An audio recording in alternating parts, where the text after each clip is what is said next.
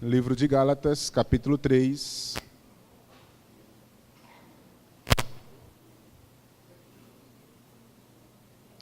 Vamos ler a partir do verso 6, mais uma vez. Se você achou, diga amém. Eu vou ler, você me acompanha, que diz assim: É o caso de Abraão, que creu em Deus, e isso lhe foi imputado para a justiça. Sabei, pois, que os da fé é que são filhos de Abraão. Ora, tendo a Escritura prevista que Deus justificaria pela fé os gentios, pré-anunciou o Evangelho a Abraão. Em ti serão benditas, em ti serão abençoadas todos os povos. De modo que os da fé são abençoados com o crente Abraão. Todos quantos, pois, são das obras da lei, estão debaixo de maldição, porque está escrito: maldito todo aquele que não permanece em todas as coisas escritas no livro da lei para praticá-las.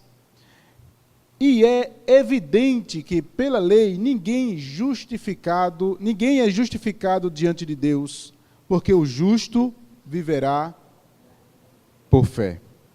Ora, a lei não procede de fé, mas aquele que observar os seus preceitos, por elas viverá.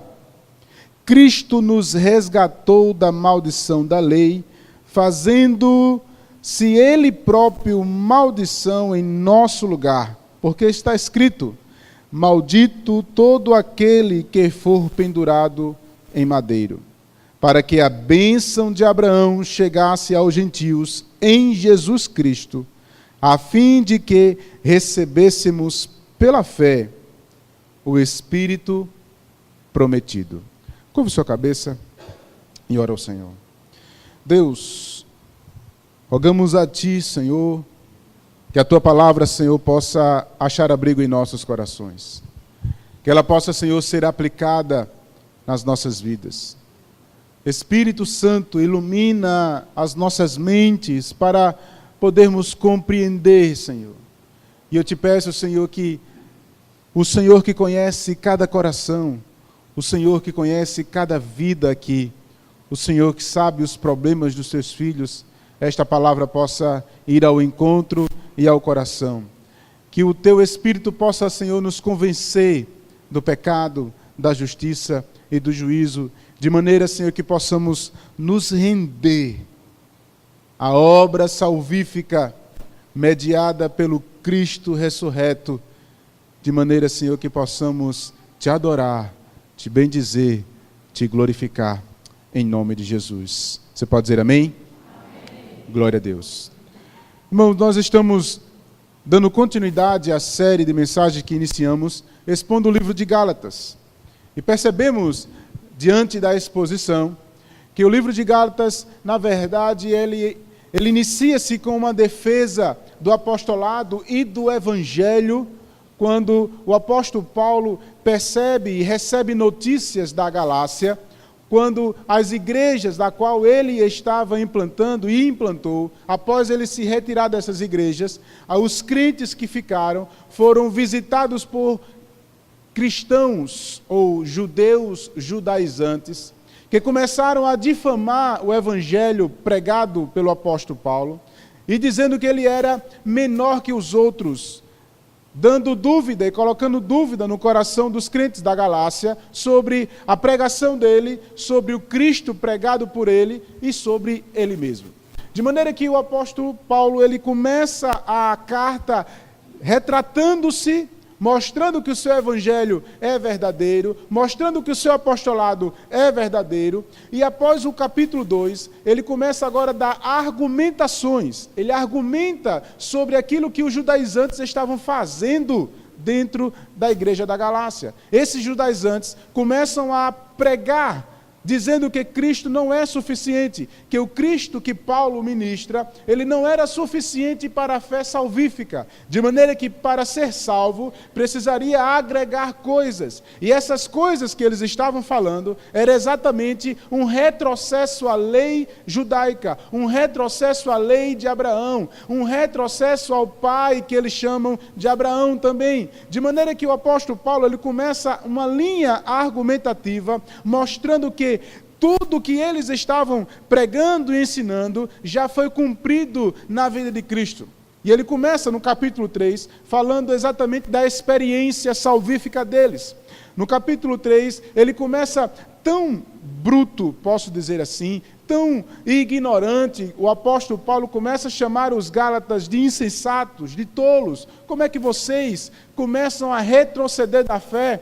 Quem vos fascinou? Quem vos enfeitiçou? Ele começa a dizer que essa obra dos judaizantes era algo que não era de Deus, que na verdade era anátema, como ele diz no capítulo 1.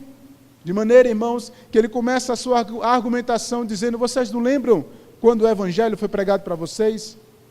Vocês não lembram que Cristo foi pregado para vocês? Este Cristo que morreu no lugar de vocês? E ele começa a segunda parte da argumentação, agora falando exatamente o que semana passada nós ministramos, trazendo a base da fé cristã dos judeus, onde tudo começou, onde os teólogos chamam de proto-evangelho, o que mesmo o apóstolo Paulo chama aqui de início do evangelho, quando Deus chama a Abraão e diz a Abraão: "Se tu uma bênção, e de ti serão abençoadas todas as nações da terra." Ao ministrarmos aqui o livro que Deus fez na vida de Abraão Deus escolhe um homem, escolhe uma família, dele se torna um povo, esse povo se torna um reino, esse reino agora se torna a igreja. Ele tenta agora mostrar, e o apóstolo Paulo tem isso bem claro na mente, quando ele faz a associação de Abraão com a igreja, dizendo que a igreja hoje, a igreja gentílica, também é herdeira das promessas feitas a Abraão, coisa que os judaizantes estavam dizendo: olha, vocês não são herdeiros de Abraão. E o apóstolo Paulo começa a dizer, com bases bíblicas, e mostrando para ele que a lei agora foi apontada com dois objetivos. A lei aponta para nós, em primeiro lugar, mostrando que nós somos inaptos por causa do pecado, nós somos inaptos diante de Deus. Nós nunca alcançaremos o padrão que Deus plantou. Nenhum homem na face da terra vai alcançar o padrão. E os judeus estavam tentando agora incentivar aqueles crentes da Galácia a dizer: olha, vocês precisam completar e viver o padrão que Deus colocou. E aí vocês agregam esse Cristo que vocês creem. Dessa maneira o apóstolo Paulo diz: olha, a lei é maldita, pois a lei aponta para a nossa maldição, a nossa condenação e o nosso estado de inapto, porque nunca iremos alcançar o padrão de Deus. Desta maneira, se nós pecarmos apenas em um da lei que Deus determinou para nós, não adiantará, porque nós seremos rejeitados por Deus. Qual é a solução? A lei também aponta para o Cristo. Ele cumpriu toda a lei, nele foram cumpridas todas as exigências, e é como Abraão que creu, e a ele foi computado, a ele foi depositado na sua conta e pago as suas dívidas, assim como Abraão creu na promessa, nós crentes em Cristo Jesus agora cremos no Cristo, que morreu no nosso lugar, e crendo nele é depositado em nós a justiça.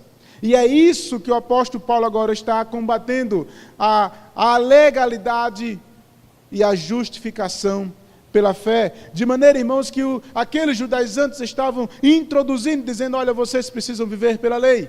E o apóstolo Paulo diz: Cristo é suficiente.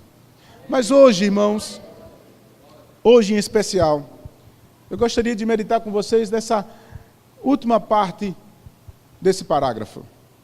Quando ele diz, a partir do versículo 11, é evidente que pela lei ninguém é justificado diante de Deus, porque o justo viverá pela fé. Essa particularidade quando o apóstolo Paulo traz isso lá de Abacuque.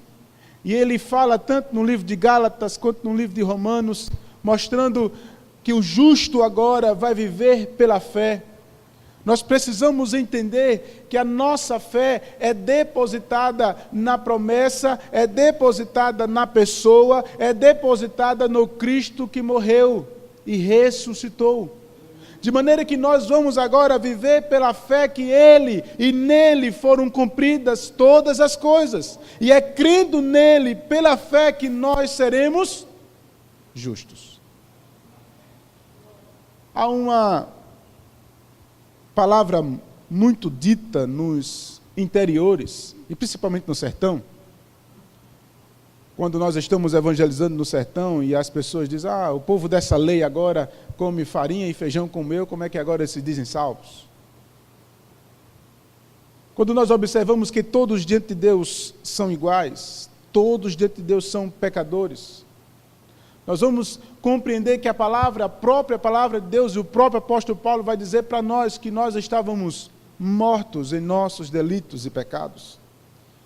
Essa frase dita no sertão, ela se iguala com o pensamento de que todos estão diante de Deus iguais. Conquanto a palavra de Deus também diz que Deus, em sua soberania, e usando a palavra bonita do apóstolo Paulo, em seu beneplácito, em sua própria vontade soberana, não a minha, não a tua, não a de ninguém da face da terra, mas a dele. Ele soberanamente teve a sua própria vontade, e ele deu o seu filho unigênito, para que nele fosse cumprida todas as exigências dele, para que nele fosse cumprida a sua ira, e que nele, com o seu sangue, nós pudéssemos agora crer, e por essa fé, crendo nele, fôssemos nós, não por nossas próprias obras, não por nossas ações meritórias, nem porque eu sou bom ou porque eu sou ruim, nem porque alguém é pior do que eu, mas se ele crê também, e se eu crer também, nós iremos alcançar a justificação pela fé diante de Deus. E isso é algo que o próprio Deus faz em nós, ele imputa em nós essa ação. E se você está aqui, sua ação de estar aqui, talvez você possa estar dizendo, ouvir porque é da minha própria vontade, mas foi o próprio Espírito Santo que lhe induziu a vir aqui. Não foste vós que me escolhestes, mas eu vos escolhi. É o próprio Deus que age em nós e que promove nas nossas vidas as ações de querê-lo, e ao momento de ouvirmos a sua voz e ouvirmos o seu chamado, nós não iremos resistir, porque o chamado de Deus é irresistível, e quando ele nos chama, a nossa resposta é dizer, eu creio no Cristo, esse único, suficiente, e que pagou a minha conta, é só nele, e somente nele. E quando eu creio nisso, eu vou entender que pela fé, o justo viverá. Ele diz mais, ora, a lei não procede de fé. A lei, enfim, são práticas por práticas. Algo muito parecido com os nossos dias, chamado pragmatismo, onde nós estamos praticando, e a repetição das coisas nos promove um conforto, nos promove algo que talvez eu até goste. Sabe por quê, irmãos? Venha cá, preste atenção comigo. Uma coisa que o nosso corpo gosta, irmãos, é a religiosidade. Nos acostumamos com a religiosidade. A prática pela prática e fazer por fazer, todas as vezes, todos os dias, todos os meses, isso nos torna confortáveis. E ao fazer, nosso corpo e a nossa mente acabam entendendo que eu estou fazendo o correto. Dessa maneira, entendemos que estamos ajudando a Deus na salvação. E aí, a lei, diz aqui o texto, inspirado pelo próprio Espírito, ora, a lei não procede de fé, mas aquele que observa os seus preceitos, por eles viverá. Mas ele diz lá em cima, maldito, se não cumprir o padrão de Deus. Mas ele diz no versículo 13, Cristo nos resgatou. Diga ao teu irmão assim, olha, o Senhor te resgatou. Sabe da onde? o Senhor te resgatou da maldição da lei. Essa palavra, irmãos, resgate aqui, a palavra grega, ela nos traz a ideia de uma compra. Ela nos traz a ideia de algo que foi comprado. E quando o apóstolo Paulo está aqui dizendo, olha, Cristo nos resgatou da maldição da lei, está claramente dizendo, olha, Cristo te comprou. Ele te comprou e te libertou da maldição imposta sobre a lei. Cristo te resgatou, te comprou, e você agora pertence a Ele. Eu me lembro muito, irmãos, quando eu estava no seminário, e quando o professor da época usou uma ilustração muito antiga, para exemplificar essa parte do resgate. E ele conta a história de um garoto que construiu com suas próprias mãos um pequeno barco de madeira. Ele usou a sua capacidade, a sua inteligência, e ele começou a construir um pequeno barco. E ele foi brincar com esse barco no rio, próximo à sua casa. Mas naquele dia choveu, e o barco acabou indo e se perdendo do seu dono.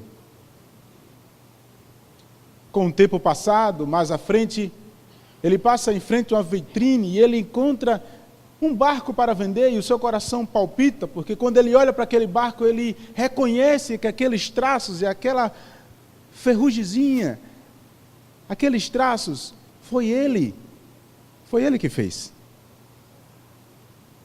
Então ele corre em casa, pega o que ele tem em casa, o dinheirinho que ele tem, e vai lá e compra o barco. E quando ele compra aquele barco, ele abraça aquele barquinho feito por ele mesmo, e ele diz, agora você é meu 2 vezes.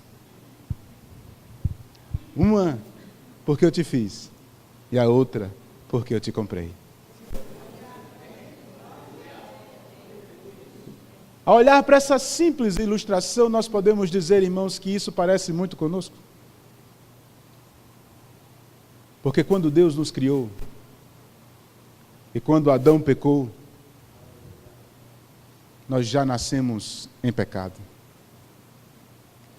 E aí vivemos a nossa vida, desfrutamos a nossa vida, longe de Deus, perdidos de Deus, vivendo os nossos vícios, vivendo as nossas próprias vontades, desarraigados.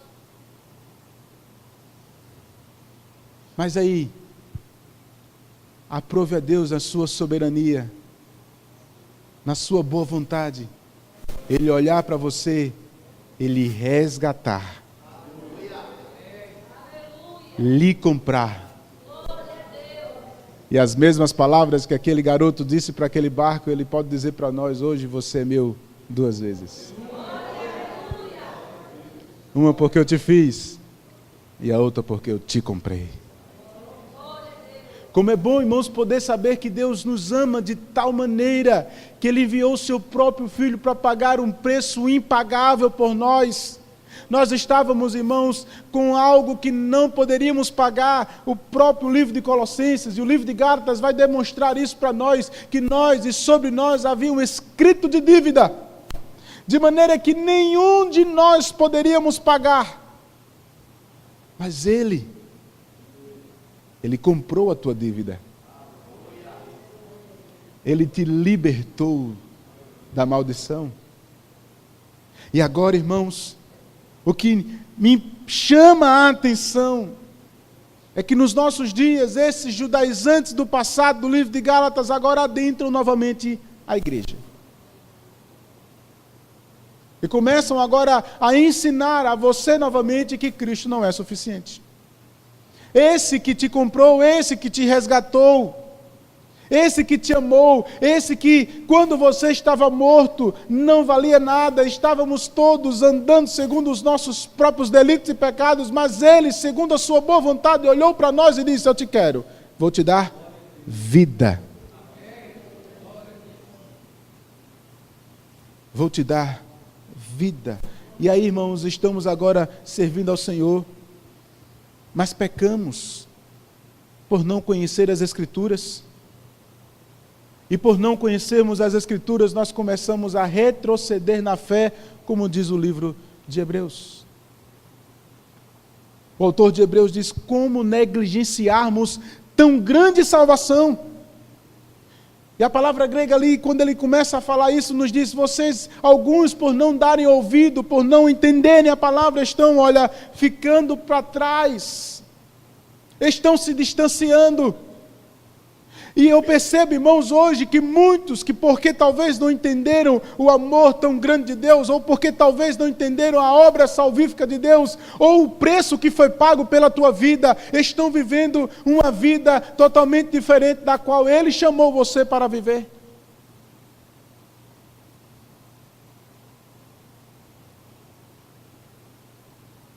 Onde o mundo tem ensinado certas coisas, onde a mídia, a televisão tem ensinado certas coisas, onde até mesmo com a Bíblia estão tentando nos tirarmos da verdadeira essência,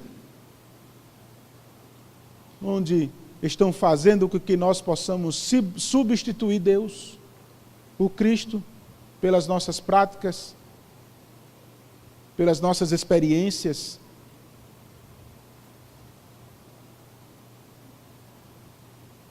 E infelizmente, irmãos, muitos estão vivendo longe do verdadeiro Evangelho e da liberdade que Deus tem para nós.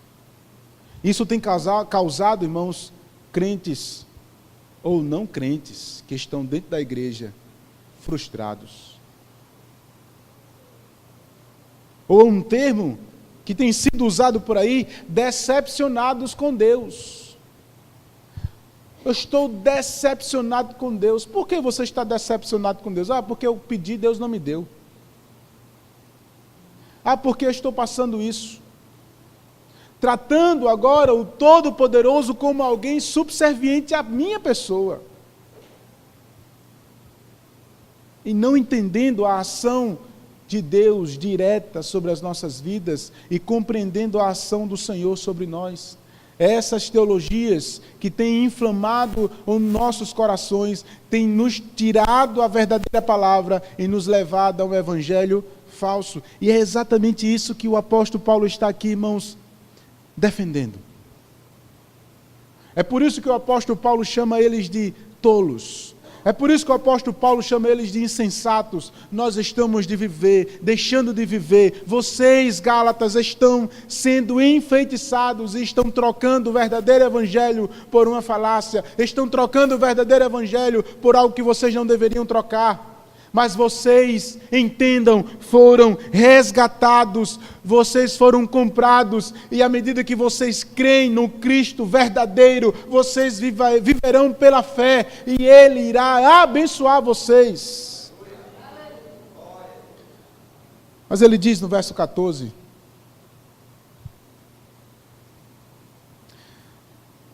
para que a bênção de Abraão chegasse aos gentios em Jesus, a fim de que recebêssemos pela fé o Espírito prometido. Outra coisa, que quando nós compreendemos que a lei não nos dá, a lei ela não nos justifica, a lei ela não nos salva, a lei, ela não nos dá o Espírito Santo. Cristo disse: eu vou, mas eu vos enviarei, para que vocês não fiquem órfãos. E à medida que nós cremos no Cristo, que Ele nos dá o Espírito que nos guia, o Espírito da verdade, o Espírito que abre os nossos olhos, o Espírito que nos ensina a glorificar a Ele, o Espírito que nos ilumina de tal maneira que vai agora no cotidiano nos levando a uma santificação, que nos sela, que nos garante a salvação, que nos determina e nos ensina a estarmos corretos e coerentes, que nos incentiva a estudar, que nos incentiva a orar, que nos incentiva a ter intimidade com Ele e voltar toda a nossa vida para a glória dEle.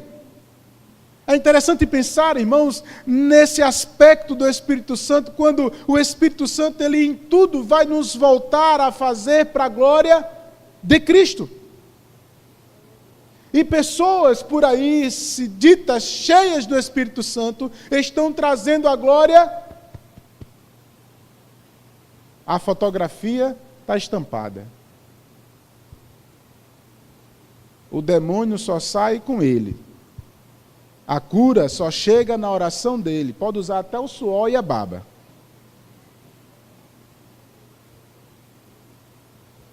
Cristo ficou de lado, mas o homem foi colocado no centro.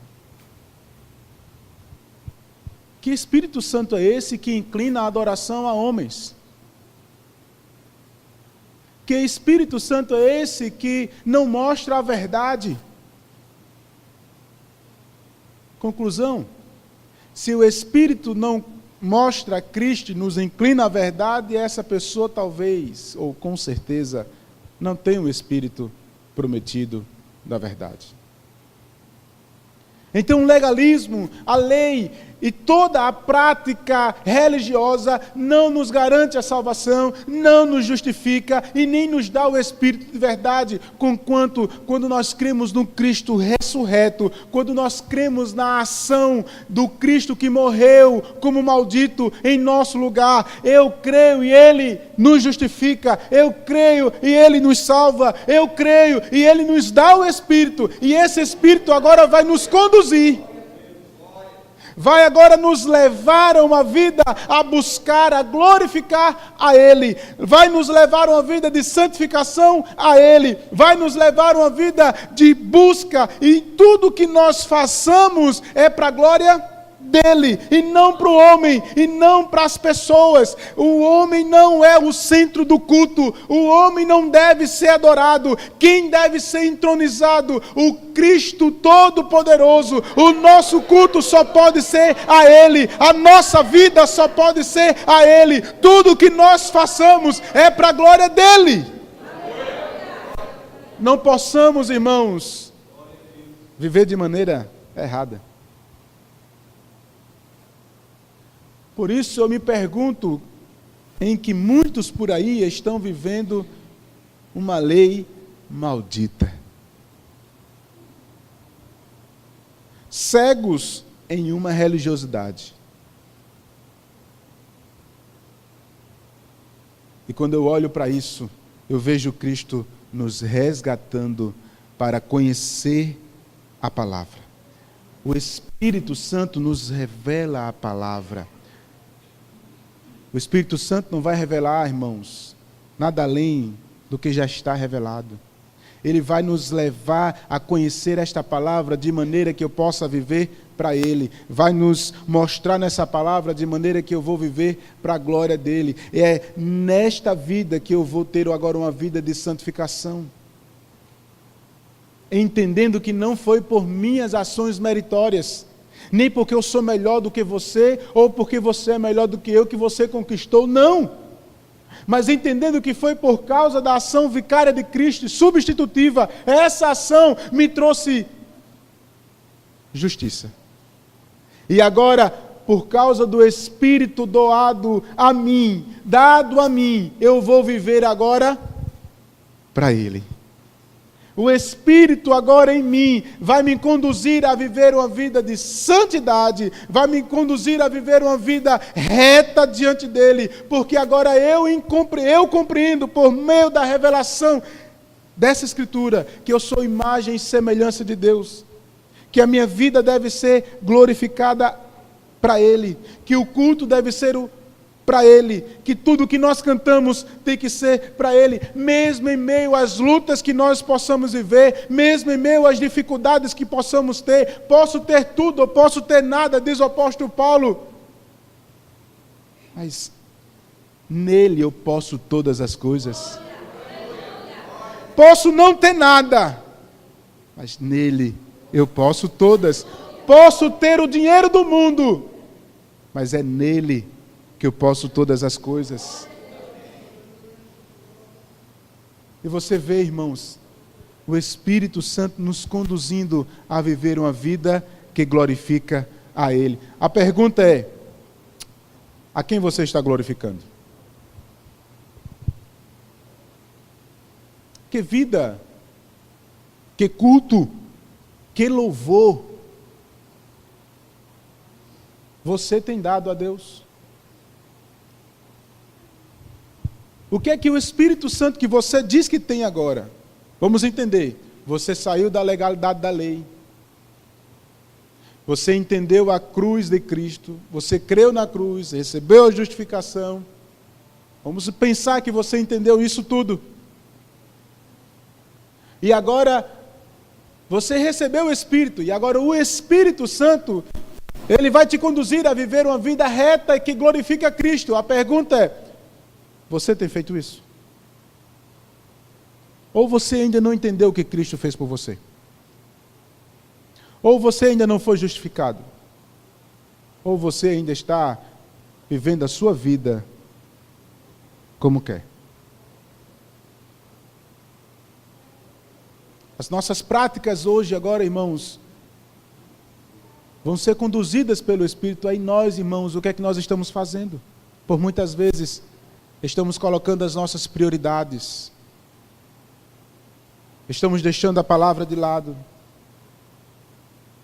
Estamos nos sujeitando àquilo que nós achamos como os mais importantes. Não nos rendemos ao que o Espírito nos conduz. Ou a pergunta é: talvez você não tenha o Espírito ainda e você não entendeu que Cristo morreu no teu lugar.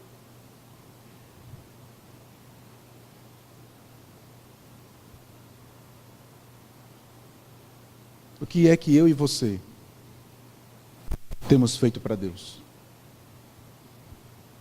Será que realmente, irmãos, esse Espírito que nos cela, esse Espírito que nos conduz à verdade, esse Espírito prometido a nós, que nos faz conduzir na nossa vida em santificação, que quando nós pecamos, uma luz, como alguém disse aqui na igreja, uma luzinha aparece e aí nós tentamos desligar ela assim, ó, não, apaga, apaga, apaga.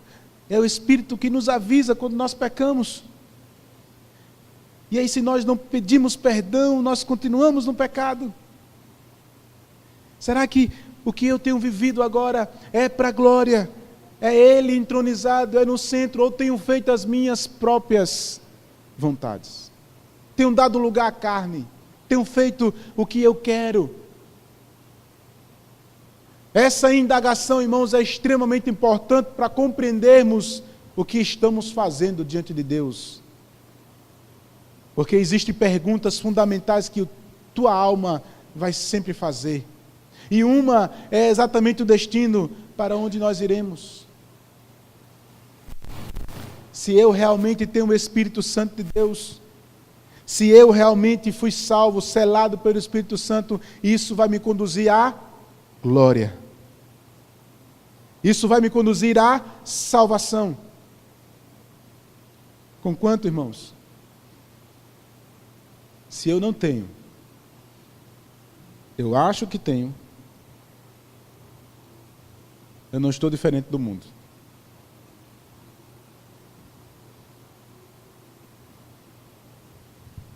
E a Bíblia nos diz, irmãos, que árvore boa produz frutos bons.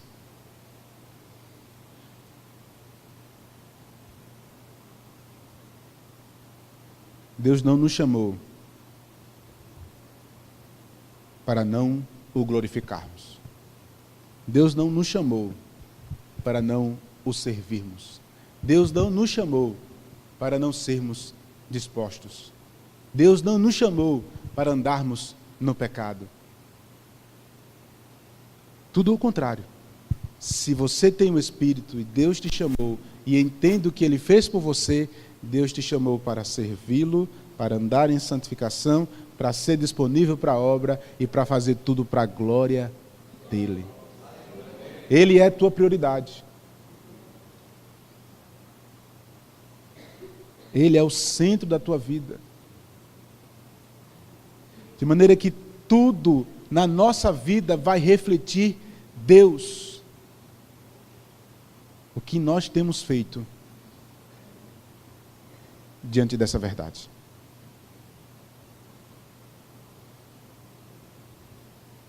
Deus te trouxe aqui nesta noite para que nós possamos ouvir, refletir e dizer a Deus: eu quero te servir com integridade. O Espírito Santo nos conduz a isso,